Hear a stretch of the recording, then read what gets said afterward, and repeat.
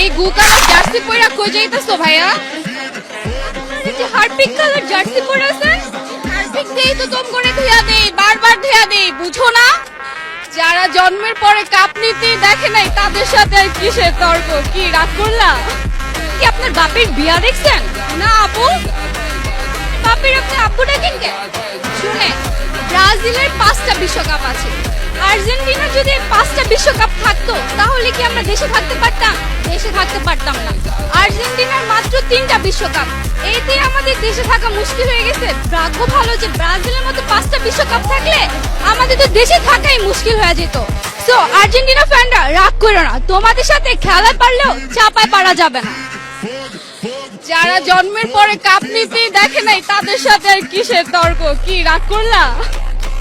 শোনো, আমরা কাপ দেখে সাপোর্ট করি না, আমরা মন থেকে সাপোর্ট করি। আমরা হারলেও ব্রাজিল, জিতলেও ব্রাজিল।